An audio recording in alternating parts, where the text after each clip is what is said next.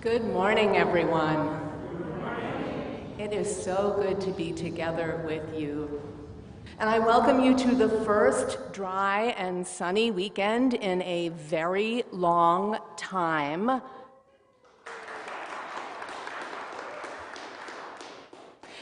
In which we'll be talking about storms. I ask your indulgence. Right now, I invite you to come into this warm and sunny place of shelter, companionship, love, and justice. Bring the storms of your life with you and set them down. Bring everything with you to this place that can hold it all, this crucible for transformation, this community of compassion.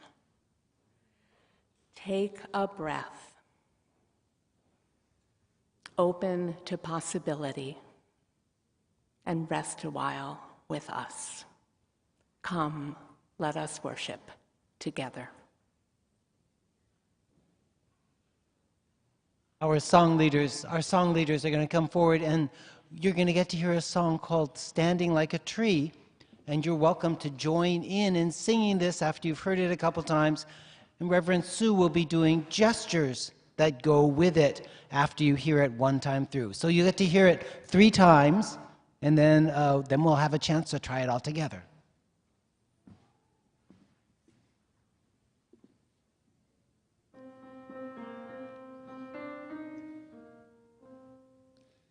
Standing like a tree with my roots dug down, my branches wide and open. Come down the rain, come down the sun, come down the fruit to the heart that is open to be standing like a tree with my roots dug down. My branches wide and open. Come down the rain, come down the sun, come down the fruit to the heart that is open to be standing like a tree with my roots dug down. My branches wide and open.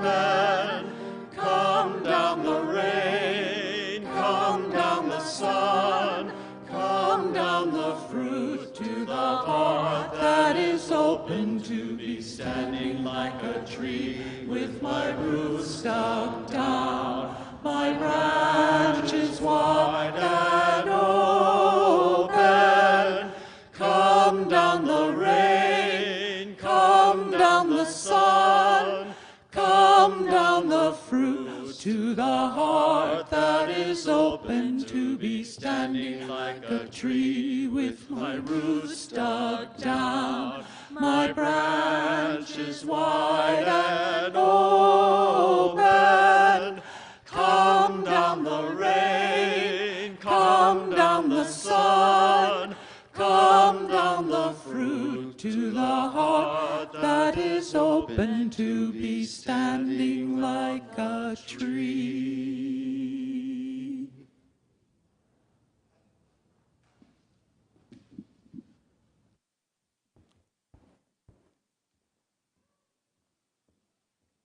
Good morning, everyone, and welcome to the Unitarian Universalist Church of Berkeley. I'm Robin Cooper, and I'll be your worship associate today. As we begin service, we pause for a moment to acknowledge that today is the 50th anniversary of Roe v. Wade, a landmark decision that transformed the lives of countless Americans, giving them more control over reproductive decisions. Unitarian Universalists remain committed to working toward reproductive justice.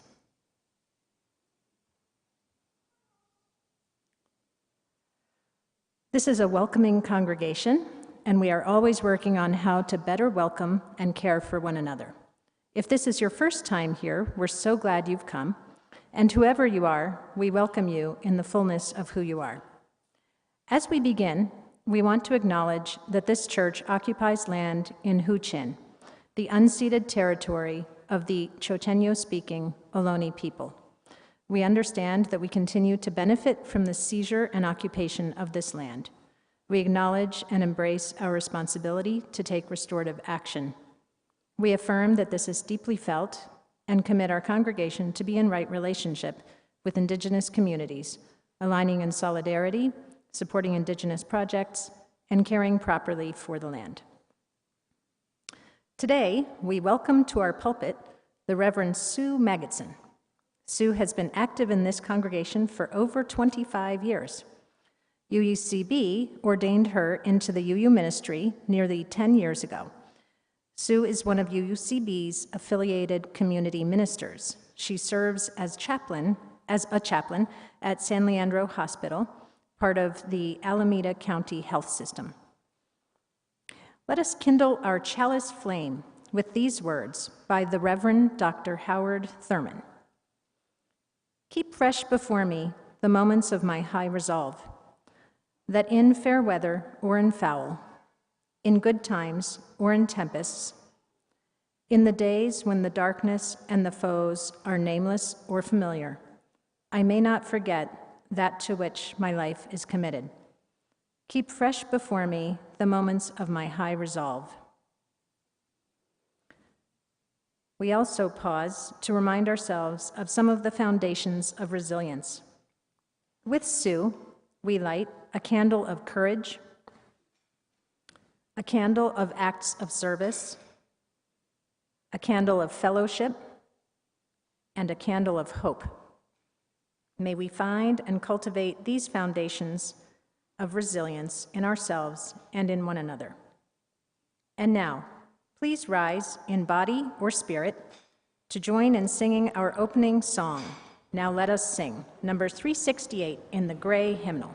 The words will be on the screen.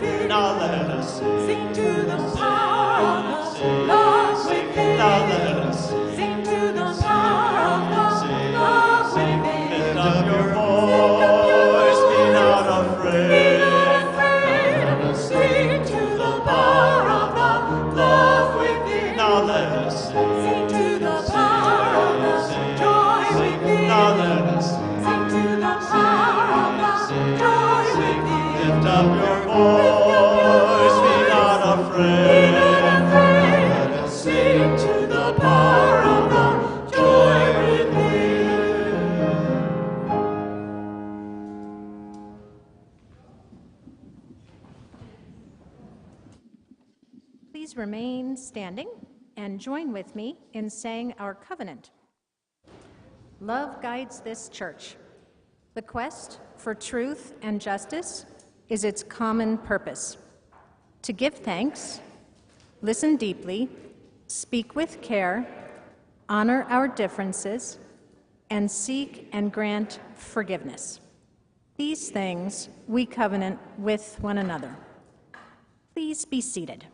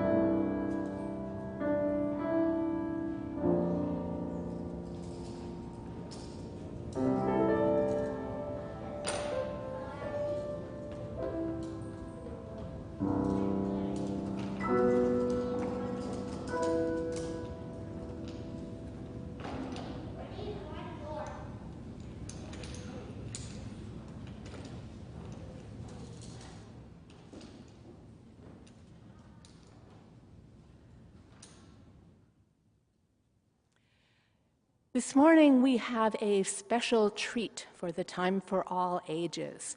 We have a dance. Sarah Bush and KJ Dalla are going to dance to the theme of today's service, Centered in the Storm. And I want to invite the kids, particularly those of you over on the carpet, to come over here where you can see. You can either sit on that front pew, or if you'd rather, you can sit on the floor or the stairs, just not the top stair. But the dance is going to be happening right here, and I want you to be able to see it.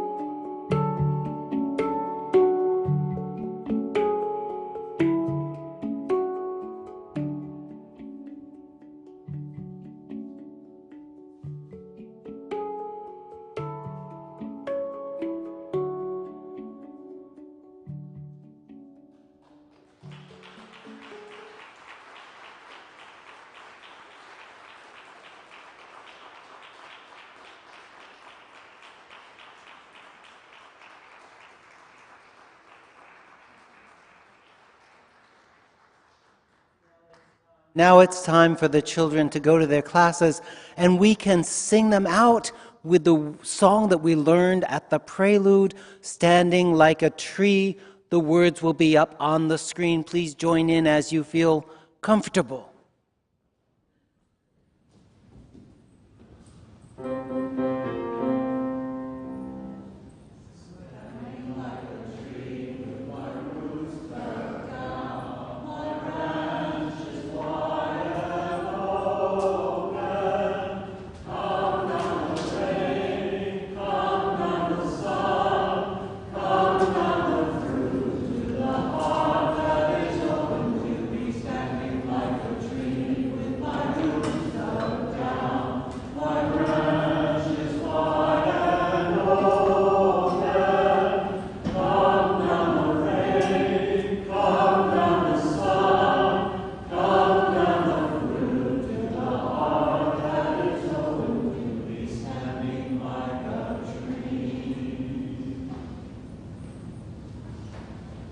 The song you're about to hear is called Hold On, and it's about advice given to someone who's been in a very stormy life, a complete whirlwind of activity.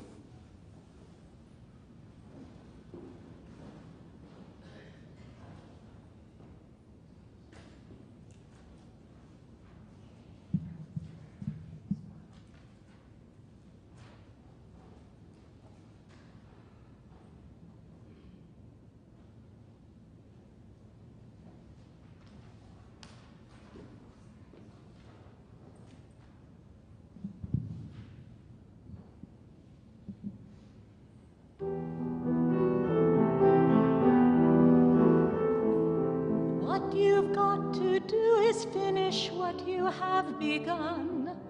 I don't know just how, but it's not over till you've won. When you see the storm is coming, see the lightning part the skies, it's too late to run, there's terror in your eyes. When you do, then is remember this old thing you heard me say. It's the storm, not you, that's bound to blow away.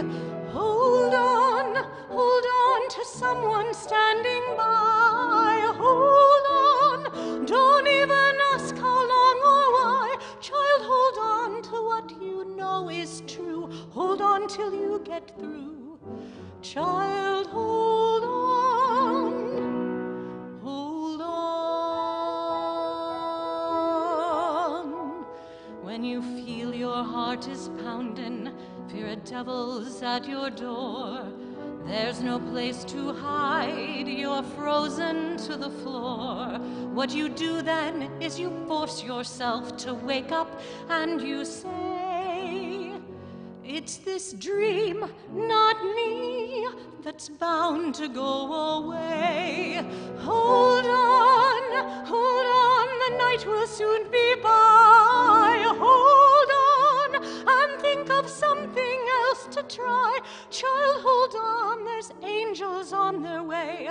Hold on and hear them say, child, oh child, and it doesn't even matter if the danger and the doom come from up above or down below, or just come flying at you from across the room. When you see a man who's raging and is jealous and he fears that you've walked through walls he's hid behind for years, when you do, then is you tell yourself to wait it out. You say, it's this day, not me, that's bound to go away. Child, hold on, it's this day, not you, that's bound to go away.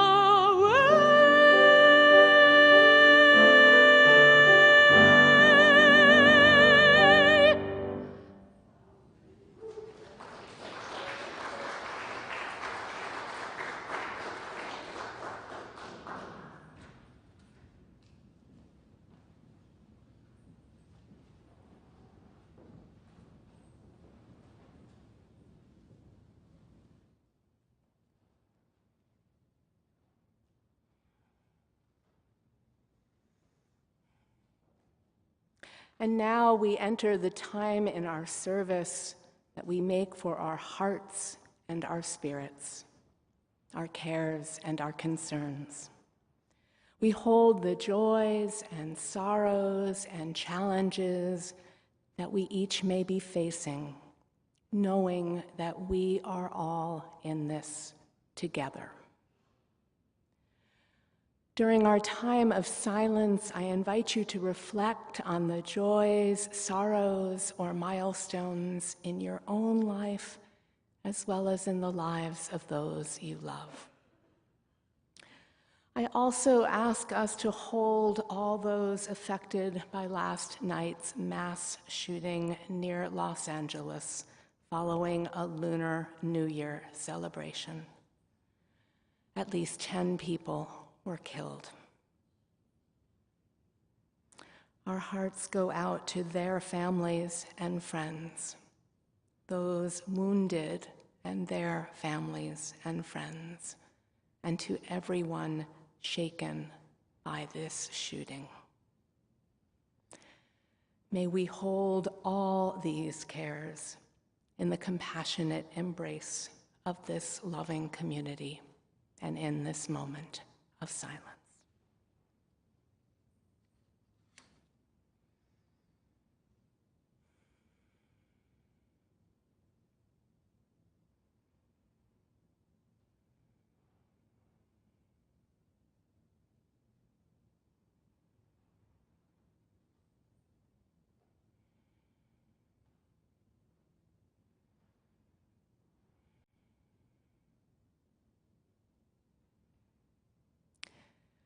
For today's meditation, I'd like to share a meditation that I do every morning as I walk through the parking lot to the hospital where I work.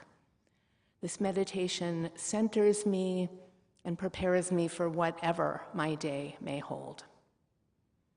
You can do this sitting or standing. Standing may make it easier to imagine yourself as a tree. In any case, it will help to place your feet on or near the floor, but facing the floor. And you may want to close your eyes so you can focus inward, or you may want to look at a tree, either on the screen or for a couple of you, maybe out a window.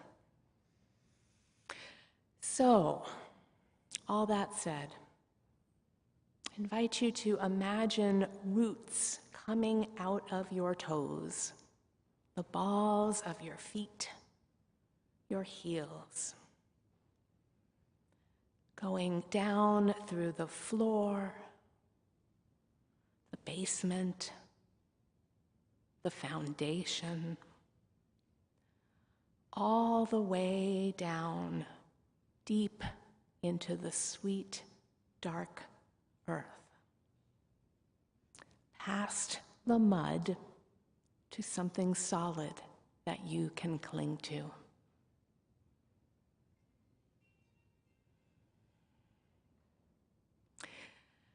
Now, these roots are elastic. You can pick your foot up and the roots will stretch with you.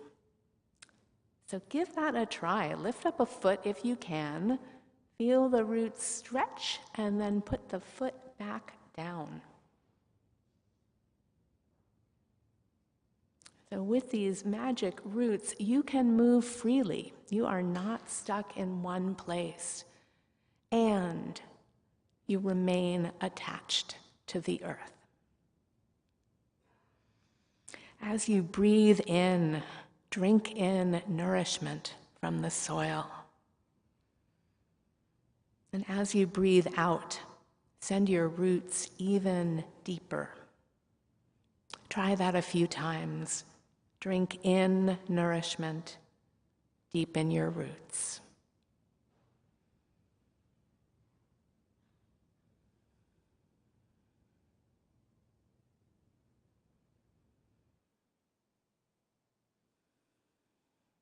Now your roots run deep, but they also spread wide in all directions, interweaving with other roots.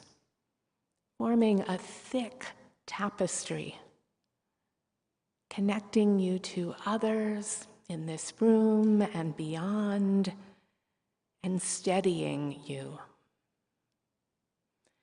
Your intertwined roots make it possible for you to bow and bend in the wind and then return to center.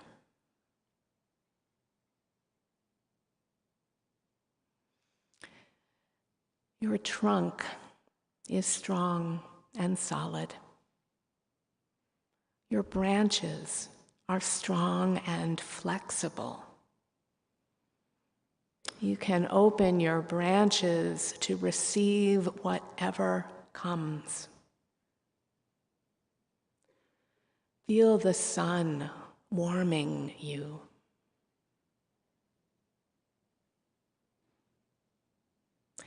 Feel the rain washing you clean.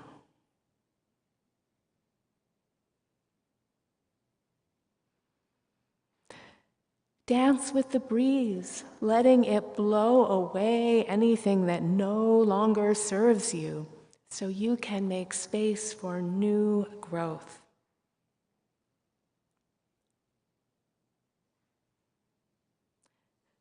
Feel your branches sway in the wind, and then return to center. Reach your branches high, growing toward the light, and reach your roots down deep, growing in the dark. You are connected to this earth and everything around you. You are strong, flexible, and resilient. You are centered in a circle of life.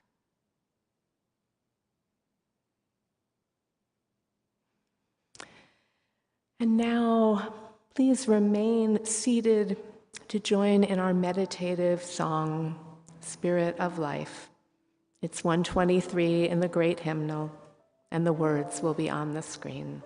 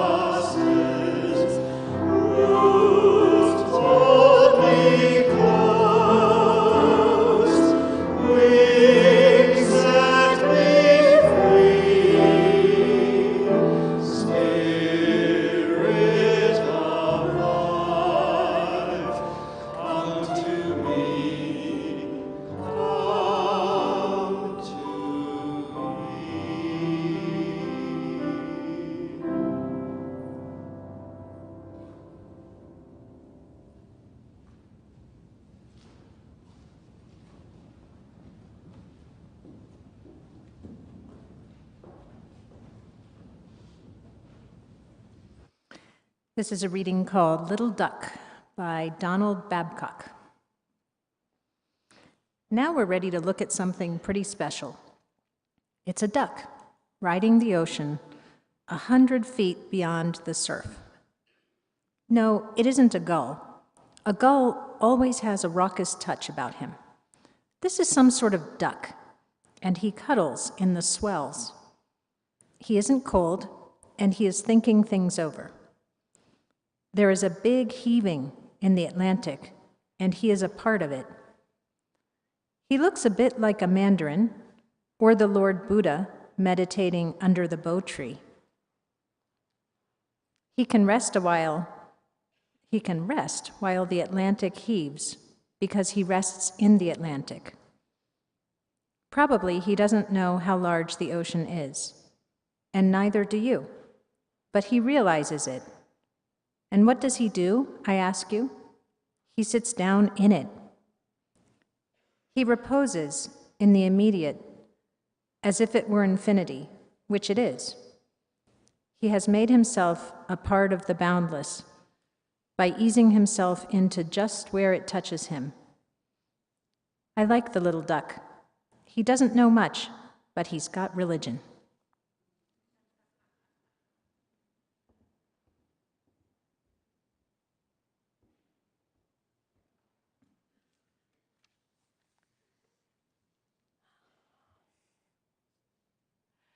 Were any of you on the East Coast in September 1985? Do you remember Hurricane Gloria, dubbed the storm of the century? I had just moved to New Jersey to teach school, and the night before the storm was a new teacher gathering. In between getting to know one another, we were glued to the radio. No internet, no cell phones, no email, the radio, listening intently for school closings. The big question was whether we needed to go home and grade papers and prepare lessons, or whether they'd close school in advance so we could just relax. It took a while, but finally they did. The next day, I was lying on my bed reading and remember when drops of water started plunking on my forehead, which was confusing because there was a whole attic between my room and the roof. Suffice it to say, I ended up dragging nearly all of our pots and pans up to the attic to catch water. It blew and it poured and we waited and we worried, and then suddenly in the middle of the chaos, everything stopped. The wind, the rain just stopped. I went outside, amazed at the sudden stillness. It was the eye of the storm, the calm center around which wind and rain and general chaos whirled. I stood there and I took it in. And then the eye of the storm passed and the wind and rain resumed. This experience of standing in the calm eye of the chaotic storm stuck with me. And I've been thinking about it these past few weeks as the Bay Area has been battered by storm after storm. Literal storms.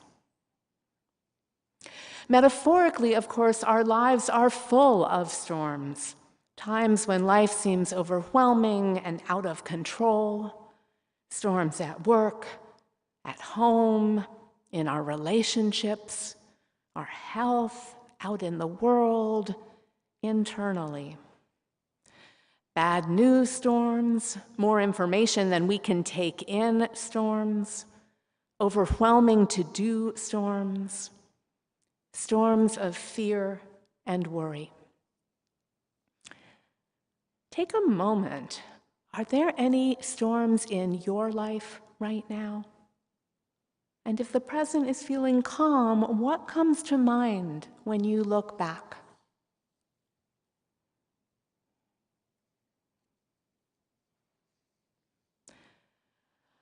Oftentimes, we can't stop these whirlwinds.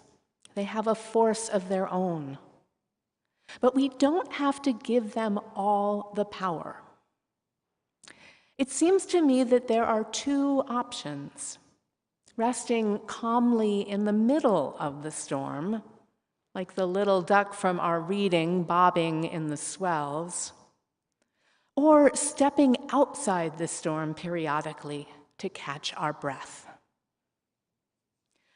One way I think about my work as a hospital chaplain is that I'm expected to be the eye of the storm, bringing calm and grounding to the emotional storms of grief, fear, anger, and confusion that often accompany bad news in the hospital.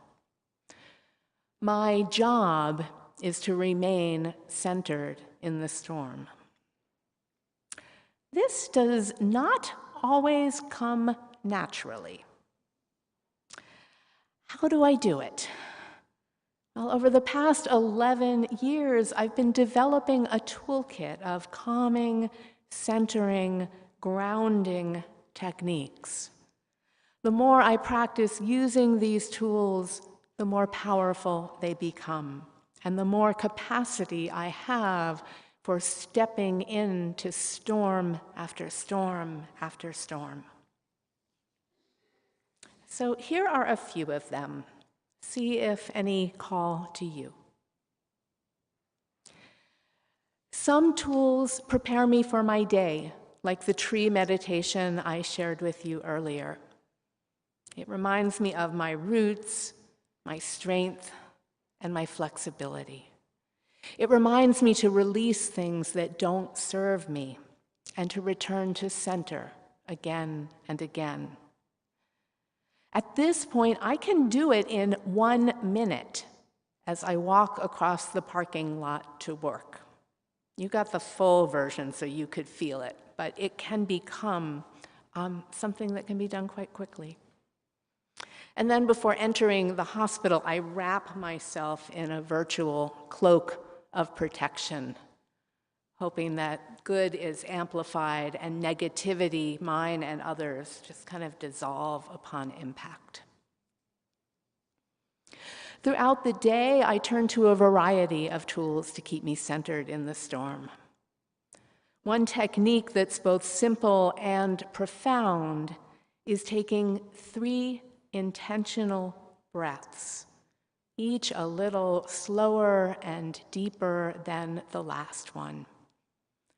Deep, slow breathing both calms and energizes us. I like to breathe in through my nose, filling my belly as well as my chest, pausing, and then breathing out slowly through pursed lips. Pulling in my belly to expel as much air as possible, and then pausing again.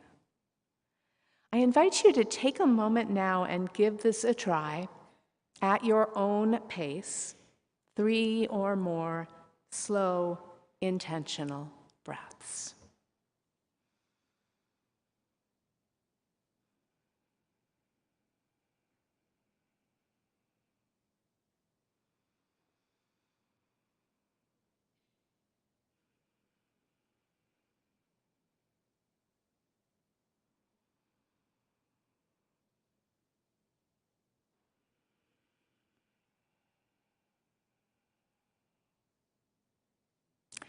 You can do this anywhere, in traffic, in the grocery line, during this sermon, anywhere while the storm ranges around you. Other times, I remember the roots I conjured in the parking lot and drink in some extra strength from deep within the earth. Sometimes I remind myself of my high resolve, my intention of the moment. May I be of service. Sometimes I do some self-coaching. Keep breathing, keep breathing. Sometimes I wrap myself in an extra cloak of protection. Do you have techniques for centering yourself in the middle of a storm?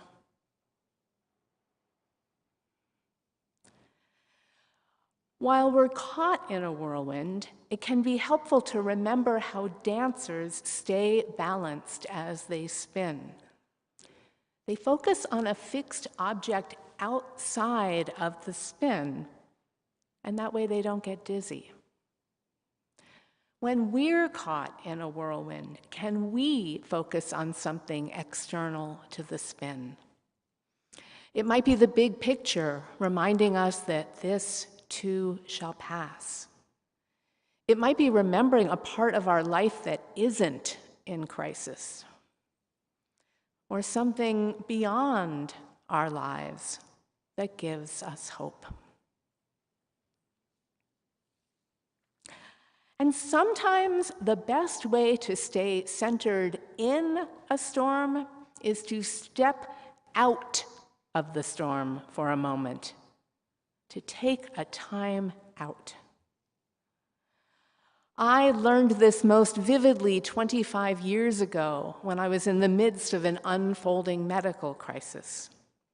I was overwhelmed by the flurry of doctors, medical tests, more information than I could take in, and constant decision-making. Everything was new and terrifying, and I was definitely off balance. I never knew when a doctor would call with test results that would send me spinning again. What helped me most throughout that period was intentionally stepping out of the whirlwind for 1 hour each day. 1 hour. This gave me a little bit of power and control at a time when everything felt out of control. For me, back then, this meant a daily swim in Lake Anza, being held by the water, surrounded by trees, and in a place where no one could reach me. That hour made all the difference in my ability to manage the information and emotions that were arising.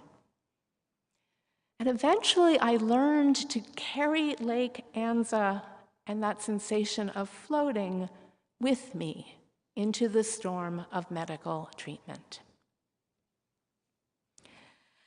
At work, stepping out of the storm is much briefer. It might simply be stepping out of the room for a glass of water.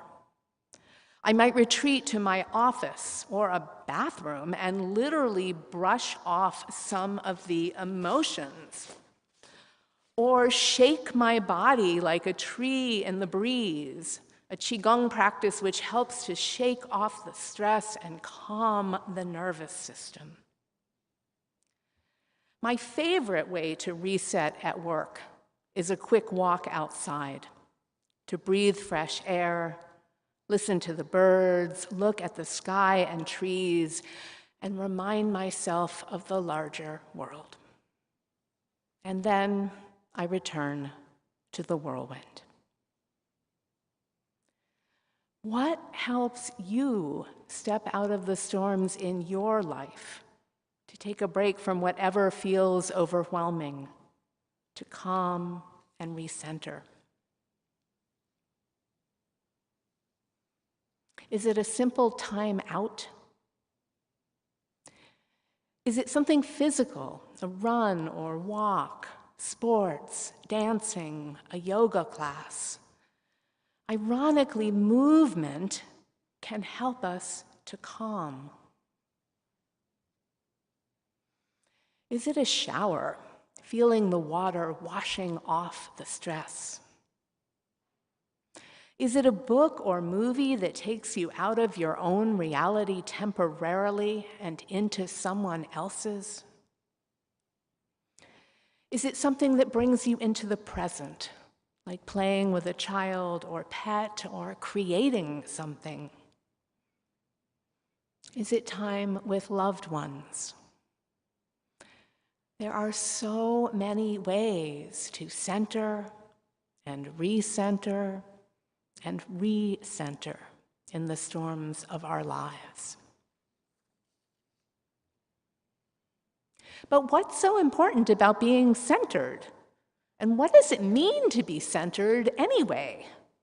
Centered, grounded, balanced, present, aware, mindful. We use these words somewhat interchangeably to refer to a calm and steady inner state from which we can be our best selves. Intentional rather than impulsive, responding rather than reacting, engaging compassion and wisdom. Can you touch into what it feels like in your body to be centered?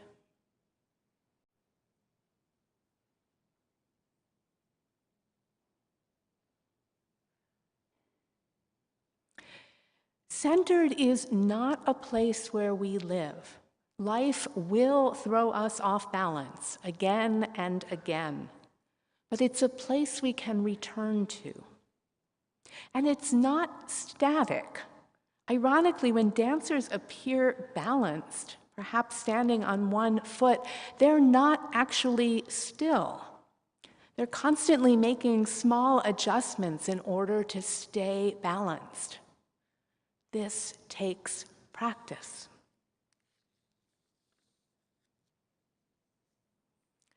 Now, I've been talking about ways in which we can remain centered in the storms beyond our control, focusing on the calm center of the storm or stepping out of the storm. But I want to take a moment and talk about the value of storms. Storms shake things up, wash things clean, get rid of dead wood. Storms serve a purpose in our lives. And sometimes it's helpful to step into a storm. When I was in seminary training to be a minister, one of our touchstone phrases was, lean into discomfort. I confess that I hated that phrase. I don't like being uncomfortable or off balance. And yet I grew to understand that some of the most powerful and transformative learning and growth required that I lean into discomfort and be thrown off balance. Change isn't always comfortable. We trip over our tongues, we misunderstand, we make mistakes, we hurt one another. And if we can keep returning to center, we're less likely to cause harm. By practicing leaning into discomfort, we get more comfortable with the discomfort and expand the range of what we can tolerate. In doing so, we expand our ability to learn and change and grow. We can choose to step into the storm, bringing all our centering tools with us. And sometimes it's helpful to create a storm, or at least some turbulence, to stir things up in the name of love and justice. Sometimes that's saying the hard thing that needs to be said to a loved one, a small group, your community. Sometimes it's bringing awareness to uncomfortable truths or shifting a dysfunctional dynamic. Sometimes it's advocating for change. If we're going to stir up a storm, grounding ourselves beforehand and throughout helps us to do so in an intentional, principled, and loving way.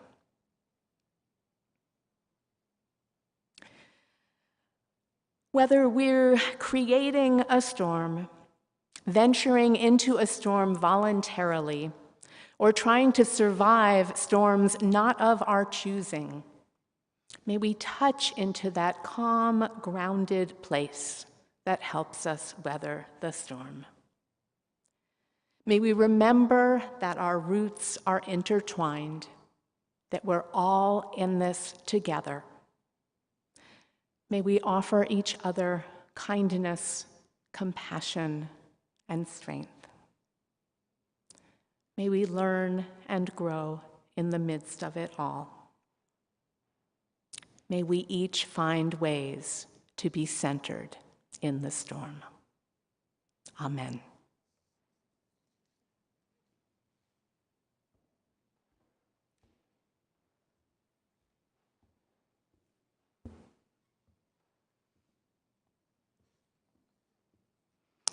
We invite you now to make an offering. In this way, each of us has the opportunity to contribute to keeping our community dynamic and resilient. We're continuing to conduct the offering without passing the plate. Instead, you can either give electronically by scanning the QR code on the back of your badge, or you can put a cash or check donation into the donation envelope that you'll find in the back of the pew in front of you. Write your name on it and mark offering plate or pledge, and then put it into the donation box beside the fountain in the atrium as you leave the service. Each week, half of the offering plate is shared with a nonprofit Good Neighbor organization recommended by our Social Justice Council. We're grateful that you've continued to practice generosity with UUCB and our good neighbors throughout these difficult years. Your offering of any value is always received with gratitude. The good neighbor for this month is the Richmond High School Marching Band. They are raising money to march at Disneyland this year to give Richmond High students a chance to travel outside their community and provide the background for many learning opportunities. Andrew Wilkie is the director of the band. Thank you.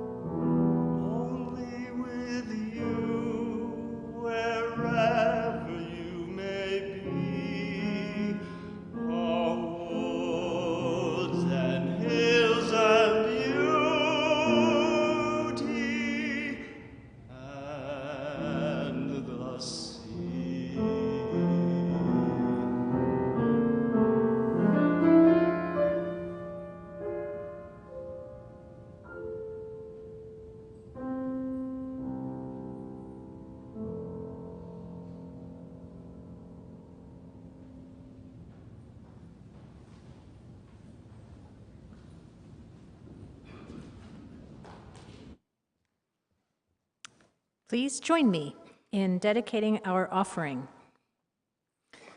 We dedicate our offerings and ourselves to the mission of this congregation to create loving community inspire spiritual growth, and encourage lives of integrity, joy, and service. It's been good being together today. Before we shift to our coffee hour, may I remind you to check out all the things that are available in our congregation by exploring our website, uucb.org. There you can find a link in news to the week ahead, our weekly email newsletter, which includes a list of activities, announcements, and contact information. We have two announcements today. The first, we have 3 dedicated UUCB members who have stepped forward to fill the upcoming board seat vacancies. Kay Farewell, David Rosales, and continuing, Helen Tinsley Jones. The candidate, yes. The candidates forum will be next Sunday, January 29th, after service at 12:30 in the fireside room, as well as on Zoom. Online voting will begin after the forum, and we will continue that until February 12th. And now for our second announcement, I'd like to invite Liz Durr, member of the POCC People of Color Caucus, up to the lectern for a special announcement.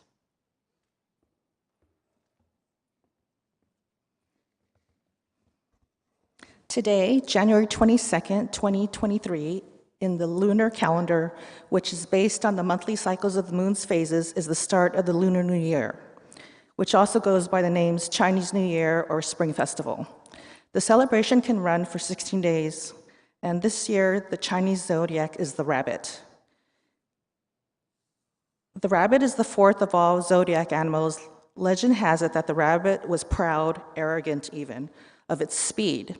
He was neighbors with ox and always made fun of how slow the ox was. One day, the Jade Emperor said the zodiac order would be decided by the order in which the animals arrived at his party. Rabbit set off at daybreak, but when he got there, no other animals were in sight. Thinking that he would obviously be first, he went off to the side and napped. However, when he woke up, 3 other animals had already arrived. One of them was the ox he had always looked down upon. The sign of rabbit is a symbol of longevity, peace, and prosperity in Chinese culture. 2023 is predicted to be a year of hope. Rabbits are believed to be vigilant, witty, quick-minded, and ingenious. During Chinese New Year, it's common for friends and family to give each other tangerines, preferably with the stem still attached, as that represents longevity. Citrus fruits are presented with the leaves and stems still on them to ensure wholeness and balance. They are symbols of abundance and happiness. Oranges, kumquats, tangerines, and pomelos are common Chinese New Year gifts because they are believed to bring good luck and happiness. So, in offering a tangerine to people here today, we, the People of Color Caucus, are wishing you good health and prosperity. So in Cantonese, Gang Hei Fa Choi loosely translates to congratulations and be prosperous. Sen Nin Fa Lok is Happy Chinese New Year in Cantonese, and in Mandarin, it's Xin Nian Kuai Le. A tangerine is available after the service in the social hall at the snack table. Also on the tables in the social hall will be descriptions of how fabulous the year of the rabbit will be and what your Chinese astrological animal is. Thanks.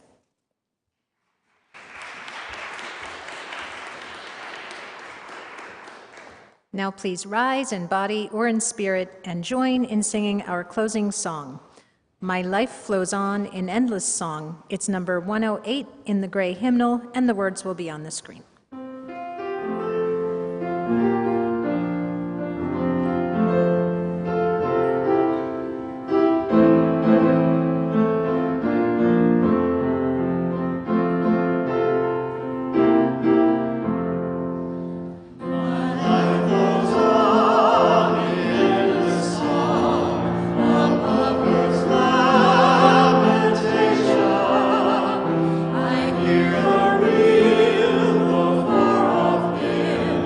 And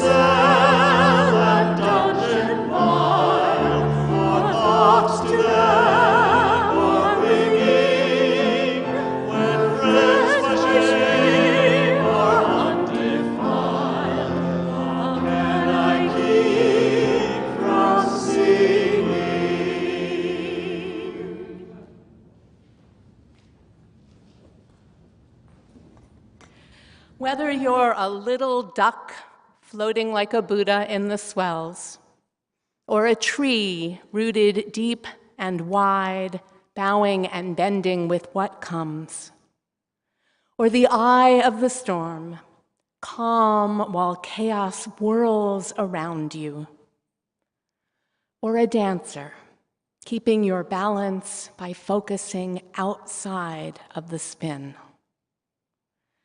Whether you're trying to survive the storm, venturing voluntarily into the storm, and especially if you're creating a storm, may you return to your internal compass again and again, remembering to pause, to breathe, and to ground yourself. Through all the tumult and the strife, may you be centered in the storm. Blessed be, and amen.